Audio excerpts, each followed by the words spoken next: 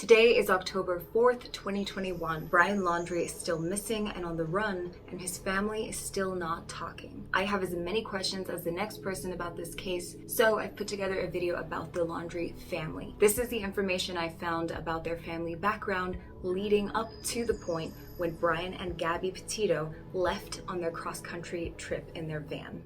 Christopher John Laundrie, or Chris, was born November 21st, 1958, and is from New York. He attended Our Lady of Mercy School in Forest Hills, New York, and graduated high school in the class of 1972. Roberta Marie Vinci was born April 14th, 1966. She graduated class of 1984 from Hillcrest High School in Jamaica, New York. That's actually the same high school that Ray Romano went to, but he graduated class of 1975, so they didn't go to school together, but still. 2 years later, in 1986, Chris and Roberta married in Queens, New York. The marriage certificate license number that I found for them registered in Queens was 8747. 3 years later, they were living in Bayport, New York, and they had their first child on October 13th, 1989. They named her Cassandra Marie Laundrie, or Cassie for short. The following year, on August 16th, 1990, Chris filed a domestic business with the New York Department of State for his curios and relics, or C&R business, which is still active today. The ATF defines curio or relic as those which are of special interest to collectors by reason of some quality other than is associated with firearms intended for sporting use or as offensive or defensive weapons. So you can see C&R Specialty Services Incorporated, with the company contact as Christopher Laundrie, listed as the Chief Executive Officer, with the address being 64 Browns River Road, Bayport, New York, 11705. 8 years went by before Roberta and Chris had their second and last child, Brian Christopher Laundrie, born on November 18th, 1997. From that point on, their two kids would spend most of their time in Bayport, New York. Both of them attended Bayport Blue Point High School. Cassie graduated in 2011, and Brian graduated class of 2015. Shortly after this is when I believe Chris and Roberta moved to Venice, Florida, where they now reside at 4343 Wabasso Avenue, Venice, Florida, zip code 34287. Then in December of that same year, 2015, Cassie got married on the 28th to a man named James Aaron Lux. He usually just goes by Jimmy. Jimmy was born on April 14th, 1989, and he and Cassie married in Venice, Sarasota County, Florida. The two now live in Lakewood Ranch, Florida, which is not that far away from their parents. James works as a pool repair specialist with a chain of pool supply companies called Pinch a Penny. He's been doing that for about 10 years, though apparently he studied criminal justice and political science at the State College of Florida, Manatee, Sarasota from 2008 to 2010. On the 7th of June 2017, Juso Services Incorporated was filed as a Florida profit corporation by Chris and Roberta. So as you can see here, they are very low rated. They have a 1-star review from everybody on Bizipedia. None of these ratings have anything to do with their actual business. Instead, they're actually just comments from people about Gabby Petito. Refused to cooperate with police when Gabby was missing, hired an attorney right away and have no comment. Their son is MIA now and they still have nothing to say. Could you imagine doing business with such people? 1 star. You have known for years that you coddled and enabled his controlling and contemptuous behavior towards women. You must be so proud to hide in your house while Gabby lie outside in the elements ravaged by animals. All of this stuff is really speculation. 1 star. Accessories to murder much? Hope you and your son all get spots together in hell. 1 star. One way to make sure your business fails? Aiding and abetting a monster who murdered a 22-year-old girl, then not having the decency to come clean about it. You will lose all of your businesses and not a company on earth will hire you. They would be boycotted immediately for hiring criminals complicit in the murder of a girl. Again, we don't know that. 1 star. Will willingly cover up a murder. Highly advised against this company. 1 star. You are hiding your son. No regards for Gabby's family. Do you realize your business/life is ruined? Do the right thing and turn him in. A spell has been casted on your whole family. Down you go.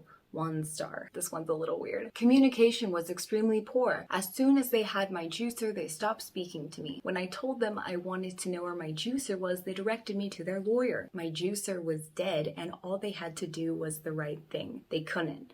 Apparently, family is more important than anything, even when a girl is missing. Okay. Laundrie Family business is shady, withholding evidence. What kind of business this must be? 1 star. So none of that was really helpful, but in 2017, when they started their juicer services business, there are records that say that Roberta was still working in Suffolk County, New York, and receiving an annual wage of $37,787, but I don't know what she was doing. I know they have property up there. I'm speculating that they could be renting it out, but I cannot say for sure. In the fall of that year, on September 6, 2017, both Chris and Roberta registered to vote in Sarasota County, and they are both affiliated with the Florida Democratic Party. 2 years later, in 2019, their son Brian began dating a girl named Gabriella Venora Petito, or Gabby. She was from Bayport, town of Islip, Suffolk County, New York. Gabby also went to Bayport Blue Point High School, and it's possible that they even knew each other. Brian's a little bit older than her, but I'm sure in the future more details will surface about how they actually met. The two of them were very artsy, and they both loved to travel. Gabby was drawing a lot, and Brian was working with lino cuts, which is a form of printmaking using linoleum slabs. And basically you draw your design on it and you cut into the negative space, or the space that you don't want to show up, and then you can paint over your design, and when you stamp it onto a paper,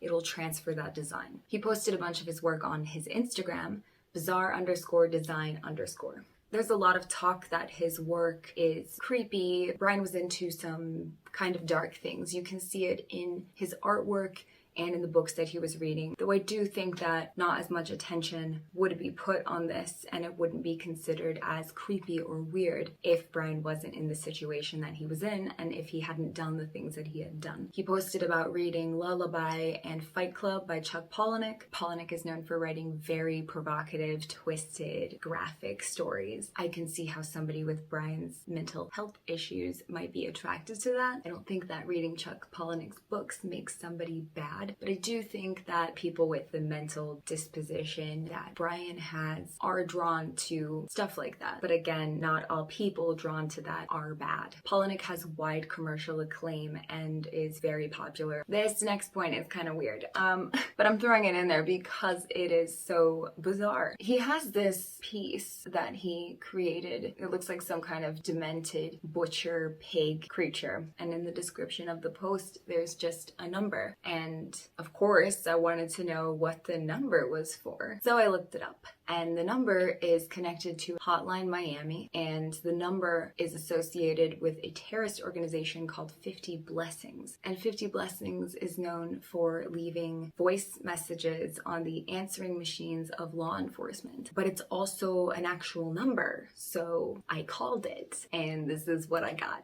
There are 50 blessings. Together we march into the future. You have reached a wrong number.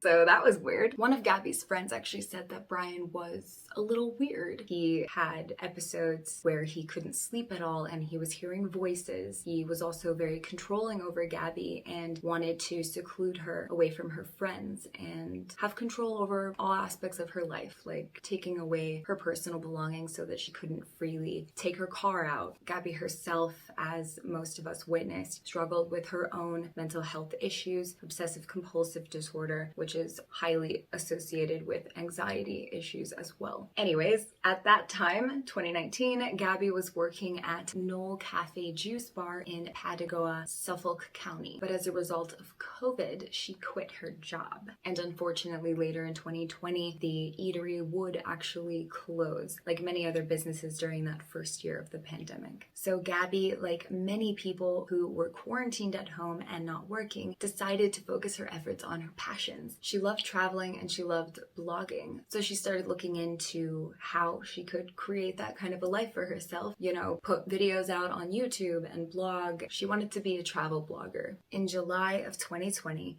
Brian proposed to Gabby and she said yes. Soon after that, she left New York with Brian and they both moved to North Point, Florida to live with Brian's parents. Gabby got to know Chris and Roberta really well, and of course, they're a short drive from Cassie and James. Gabby got to know all of them. She considered herself an aunt to her future sister-in-law's two sons and was apparently very sweet with them. Brian and Gabby lived there for a whole year, and during that time, they had decided that they wanted to travel the United States in a van. Gabby had a white 2012 Ford Transit van, and this was the van that they were converting into their mobile home, if you will. They were just super excited to do this, so they got to work building the van.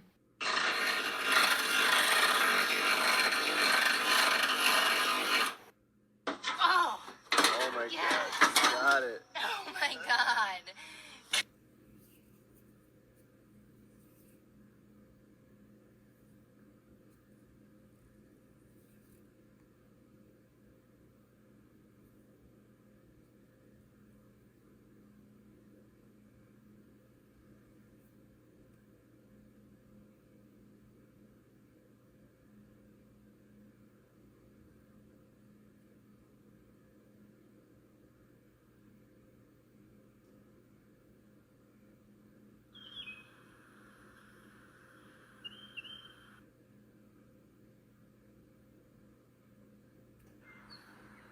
On July 2nd, 2021, Brian Laundrie and Gabby Petito left on their cross-country camping trip. 71 days later, on September 11th, Gabby's parents reported her missing.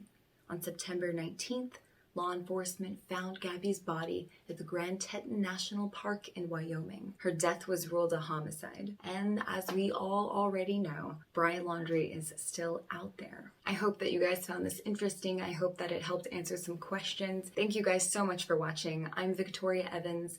Be safe out there.